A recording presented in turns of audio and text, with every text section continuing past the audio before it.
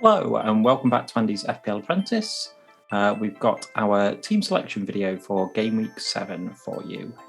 If you enjoyed the video, then please give it a like. We'd love it if you considered subscribing to the channel. And if you agree or disagree with anything that we say in the video, then leave a comment and let us know your thoughts. So I'm joined, as usual, by our resident expert, Will. Hello. All right, buddy. Good, Sam. So I'll start off with my week, which was bang average as usual. A pretty weird week as well because I obviously had Haaland and Tony. Haaland was my captain. Mm-hmm. So captaincy points for Haaland got me 18 for him. Tony 17 points with his hat trick, which were both great, and then absolutely nothing from anyone else on my team. It's basically Haaland, Tony, and 9 other. I try to decide whether we swear on this channel or not, but I think it's probably safest not. 9 other not very successful FPL players for me. Trent getting taken off after 59 minutes was a bit of a kicker. I was obviously excited when I saw that Robertson wasn't starting, and I thought I had a chance of catching some points up on you there. But yeah, Klopp decided that it was not to be. Also, I Bailey sat on the bench. My change ended up bringing in Harrison. And I'd said that if I didn't make that change, then I would have started Nico Williams, who would have gave me 3 points if I didn't do that because he got himself an assist. So 49 points overall. It's not terrible, but it's another pretty much a poor week really. With, like I say, 9 out of my 11 players massively underperforming. Well, my week was very similar. I scored a little better with 54 overall. I think pretty much the difference being Pascal Gross getting 5. But otherwise, yeah, I mean, my entire defence got 5 between them. 6, including Sanchez. I did bring Martinelli in after we discussed it in the previous week for Saka. Yeah, he was certainly unlucky in that game. Like, he obviously had a goal ruled out, which... Yeah, early doors. Yeah, I could see either way, to be honest. They didn't... I can't remember who it was who was tackling Eriksen now, but they didn't really get the ball. But they also, I think it was Odegaard, didn't really get the ball, but there was also so little contact on the man that, like, it just seemed a bit soft from Eriksen, to be honest. Well, VAR's under a bit of scrutiny again at the moment, isn't it? So yeah, every decision's being looked at. But yeah, I mean, very similar. Zaha and Salah got 3 each. I say Pascal Gross got an assist in a whooping of Leicester.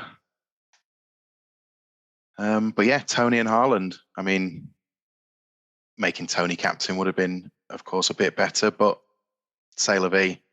They both brought in big points, 17 and 18 each. I did leave Anderson on the bench worth 7, which is a little bit of a shame. But I say above average. And I am Green Arrow overall. Currently sitting at 172,721. Yeah, really, really strong start. So yeah, I think I'm good at the moment. I think I've been around the 2 million mark for the last couple of weeks now, with no real improvement or dropping. So I've already made my change for next week, which is very rare for me to make the old early change.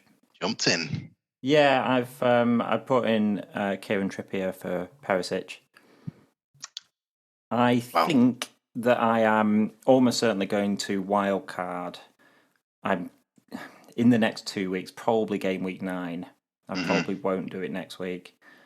The reason that I won't do it next week is that a couple of the players that I'm looking at getting rid of, particularly Arsenal assets, have a nice fixture. Like, I think the game's kind of changed for Arsenal coming up.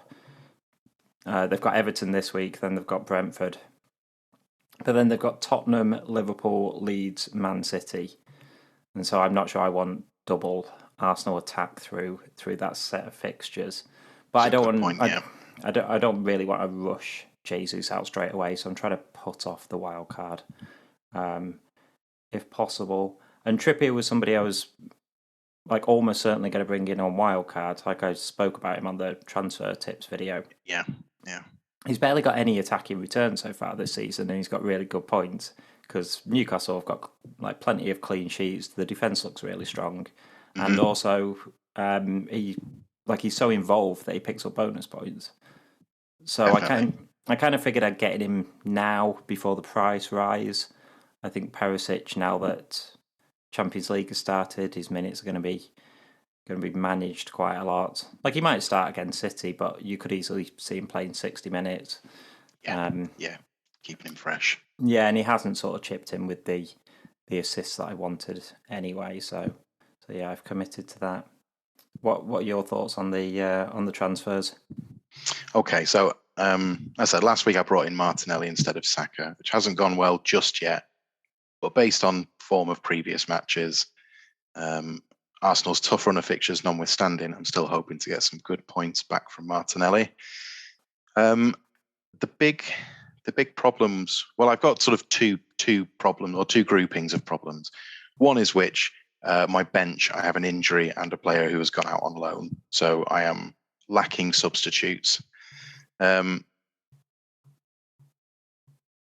that's one of my issues. The second one is that both Robertson and James are not performing well enough for their price, I don't think, at the moment. I think my eye is probably on Robertson of the two, mainly because he's worth more, but also after Liverpool's sort of thrashing at Napoli, they look in a lower ebb. And Chelsea, with the potential of Brian Potter, maybe we'll get the new manager boon. So maybe I'll put a little bit of faith in James sticking around.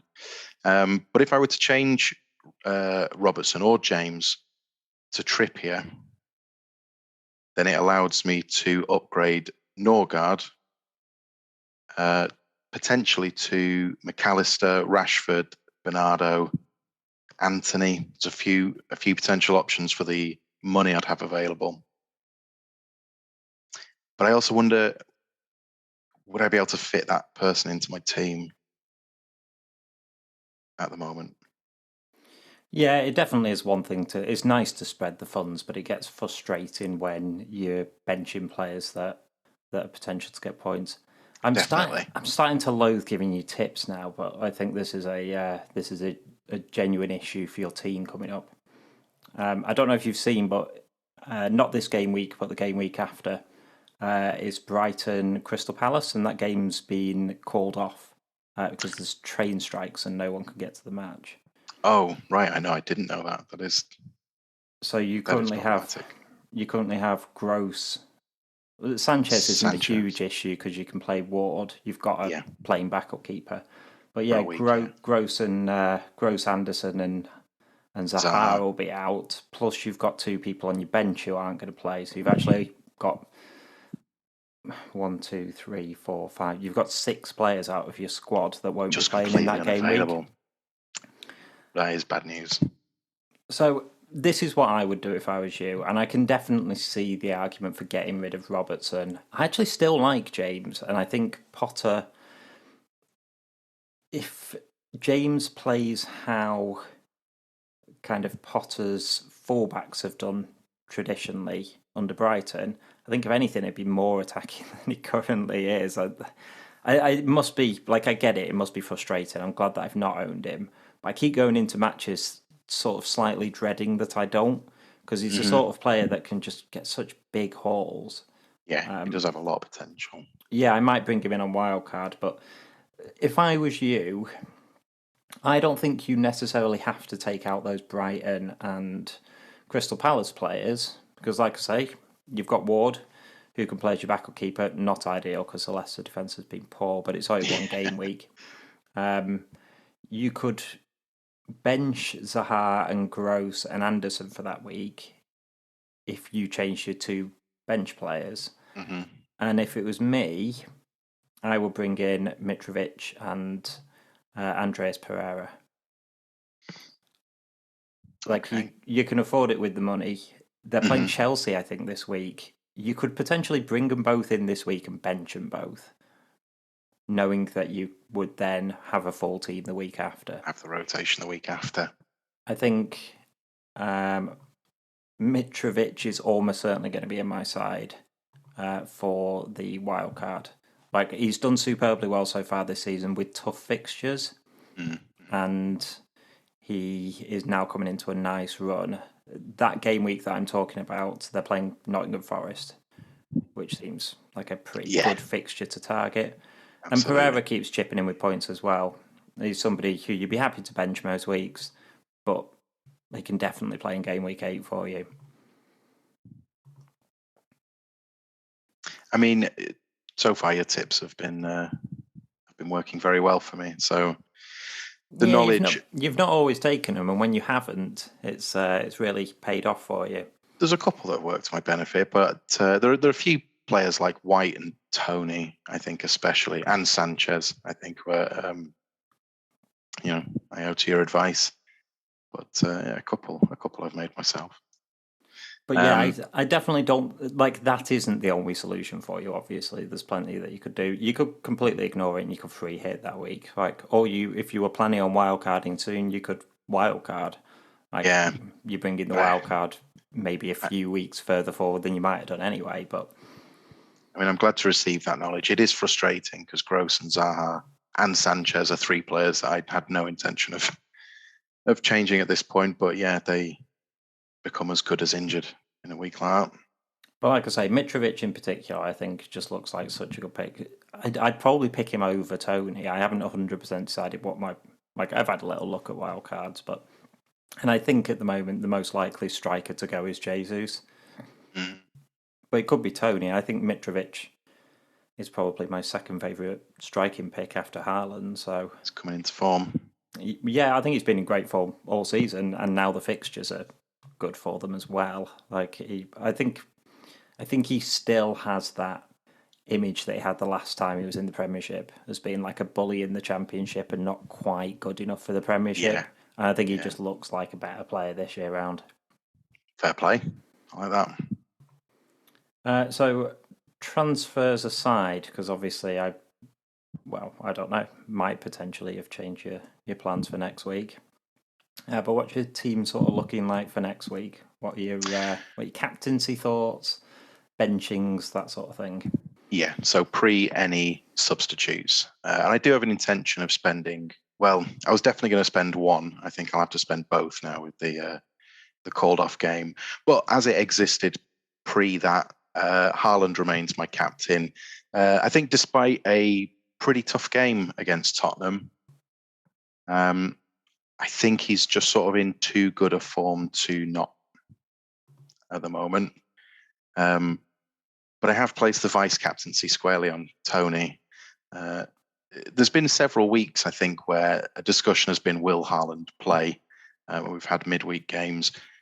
There will eventually be a week where he just doesn't turn up. And I think because of the way that Pep picks his squad, you're not going to see that coming. I think that will just happen one week. So making sure my vice captain's in the right place could be important. Yeah, I think as well, he's obviously been managing his minutes by giving him 60, 70 minutes. And when the game's won, he's been taking him off. Well, if he gives him his rest and and it's a game that Man City are winning, then I could see him not coming on. Why would you give him 20 minutes at the end? He sort of doesn't need to. Yeah. So, yeah, vice captaincy is very important because it's not like Haaland's necessarily going to come on for a 1-pointer. Indeed, yeah. And yeah, the start of the season, I felt like Salah wasn't playing too badly. Just it wasn't quite happening for him, but he still looked threatening. And the last couple of games, I watched the Napoli match, and Salah was non-existent. He wasn't the biggest problem by any stretch of the imagination for them, but he was kind of non-existent going forward. And it's just, I feel like he's playing wider than he used to, particularly when he plays alongside Nunez. So yeah, I can see why you would steer away from putting the vice captaincy on him. Definitely a concern. But again, stuck with Martinelli. Brighton have Bournemouth, which seems like a solid fixture for them. Palace have Man United, which still feel like a little bit of an unknown quantity at the moment, having won 4 on the bounce, but not always massively convincingly. So hard to say what that clash is going to be like with Palace. Possible decision to bring Anderson in, but I think actually the 4 that I've got, Cancelo, Robertson, James and White, at least Robertson, James and White all have fairly decent fixtures. Yeah, Cancelo seems difficult to drop just because of his attacking threat. Exactly so that. Even though it's probably the toughest fixture out of them, he's got the biggest potential. So really, substitutes aside, I don't think I'd be making a change from this week. Yeah, I mean, mine's kind of similar, to be honest. Trippier will come straight into my starting lineup. West Ham away is not the easiest fixture, and my bench players have been doing well. It has half crossed my mind to give Bailey a start, but yeah, not even guaranteed he's going to start for Villa, despite the fact that he scored last week against City. Just seems a bit in and out. Harrison, I kind of brought in on a bit of a problem, but he's got Forest this week. So yeah, it's not going to be a fixture that I'm not going to play him in. So even though he's somebody who could potentially get a benching, this isn't the week for it. Lewis Dunk, same. I'd happily bench him at certain points in the season, but as you mentioned with Sanchez, he's got Brighton are playing Bournemouth away. Apparently, Adam Lallana is the person who's going to take charge of Brighton. I don't know if that's officially announced or whether I just read something about that, but that's out of the blue. Unusual pick, but I'm excited to see it. He was the pointless answer in a game of pointless as well. Adam Lallana. Good, nice little tidbit.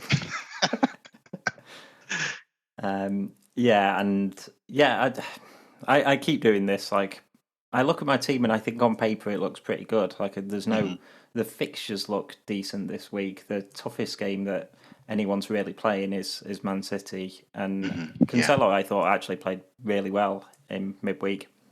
In the Champions League, playing at right back with Walker obviously injured, so I expect him to continue at right back. And he looked really attacking. He looked really threatening. I think his numbers have been down this year, but I could see a return in that.